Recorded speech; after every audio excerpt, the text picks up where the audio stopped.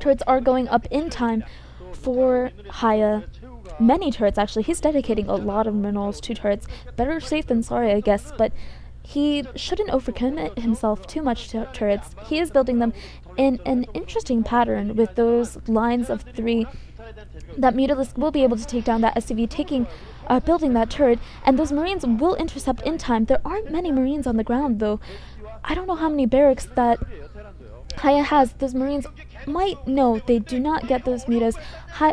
What's interesting, actually, what I learned about Mutalisks recently is that their splash damage is not random. It's actually better to attack with Mutalisks from the left side of Marine groups, because it concentrates fire kind of on Marines so that they're easier to kill. It's kind of complicated, but there is an article on it on teamliquid.net.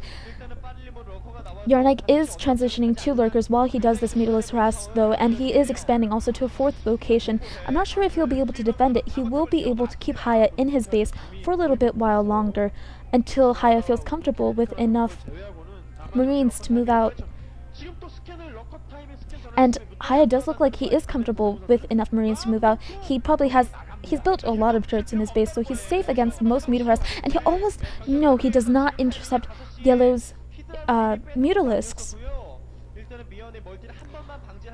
But HiyA seems to be going for, he might know that this expansion is here.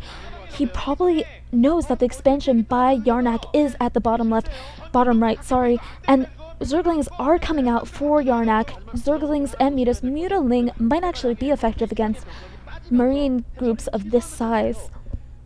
Given the correct macro, I think Mutaling is actually quite a good idea that is poorly executed by most Zerg players, but it could be devastating. Now, Yarnc has abandoned his 3rd gas, and this could be dangerous for him if the game continues to drag on. Yarnc's Mutalisks are inside, but he's not exactly controlling them exactly the best way possible. They are stopping, they are getting intercepted. They're going to get intercepted by these turrets that he knows are there, and so many Mutalisks go down. Yarnc is in trouble now. He only has some lings on the ground and just a few Mutalisks. He does have lurkers, though, at HiyA's base. They will be able to contain his Marines for a while, but I believe there are Marines out on the ground in the middle of the map for HiyA. He won't be able to get reinforcements, though, but he does not need reinforcements at the moment until Yarnc comes with something more than just Zerglings. He will have a lurker, one single lurker on the way, but we'll have to see how this micro turns out, how HiyA uses that group of Marines. Maybe he can do a flank attack on the group of lurkers right in front of his base. He probably will have to wait for tanks, though. HiyA probably will wait for tanks. He does have tanks. He has a science facility researching irradiate, and he probably will have vessels soon. He will be able to move out against lurkers. Yarnc probably needs to do something, kind of whittle down that Marine army, which is getting quite big right now. But strangely enough, Yarnc has gone for hive tech. He is going for defilers. It is a good idea, but I'm not sure if it's justified. He does not have his 3rd gas.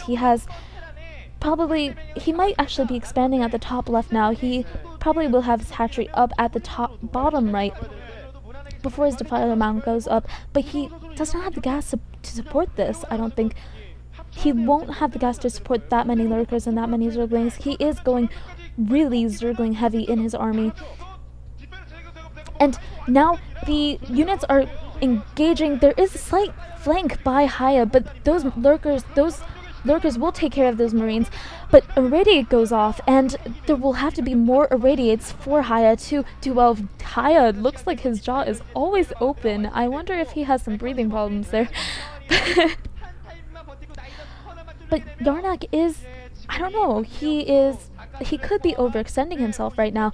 There is a really large Terran army, Terran ball in the way, and Yarnc doesn't have that many units on the ground. Yarnc does not have Scourge out either, and this could be dangerous. Yarnc can take the high ground, but tanks will be able to shell the lurkers from below the ramp. And Yarnc is looking like he's in a little bit of trouble. He might not be able to take this expansion. Oh, the 2 Scourge almost get that science vessel, but they do not quite get that science vessel.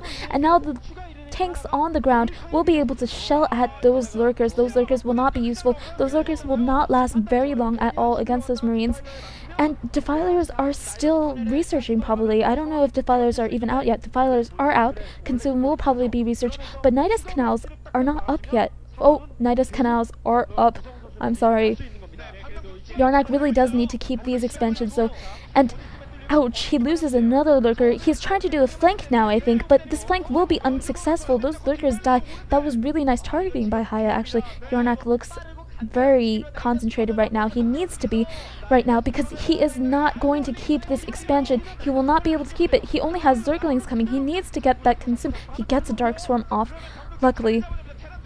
And he will be able to protect this expansion for just a little while longer, but he needs more swarms. He needs to take out some of those Marines. He needs to whittle down the Terran army before it gets too big. And there are 2 swarms right now. Tanks are still on the ground, but Yarnc does look safe for now. He needs to get a gas up. I'm not sure if his bottom right does already have extractor. He probably does. And the lone Defiler does get irradiated. Yarnc will need more Defilers and more swarms, more well-placed swarms. The Lurker will be able to get those tanks from the bottom, and luckily there is Dark Swarm and that ridge, that height advantage, and that Mutalisk is just pounding away at those tanks so well. But there is one hero Marine, trying to take down that Mutalisk. The Mutalisk needs to run away. Wow, 1 Marine against 1 Mutalisk is actually quite effective. I didn't know that would be the case. But now HiyA is sending out another force. He has enough Marines to send out another force to the main base. And the main base is kind of unprotected. Yarnc needs to put up a swarm for those Zerglings, or at least a plague. I think a plague does go off. No, it does not. That was just too much Zergling blood and red Marine colors to tell. Defensive matrix is on that 1 Marine. The Marine is taking all that sunken shots, and Yarnc looks like he's in trouble. He doesn't have a Defiler. He's kept that top left expansion, but now he can't keep his actual base. He can't keep his main base, and if his main base goes down, he will be in so much trouble.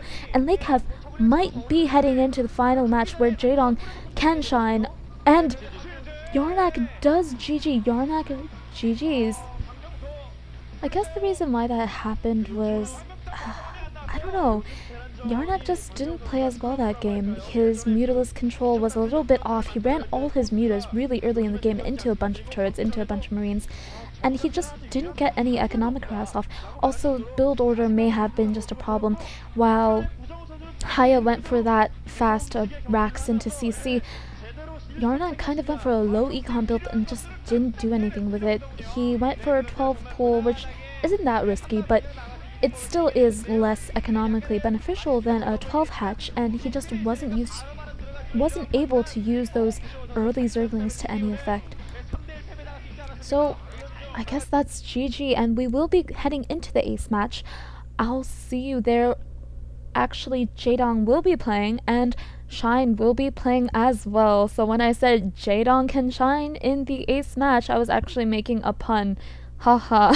Anyway, I'll see you there. Thank you for listening. Please do check out www.cstarleague.com, and see you in the final match.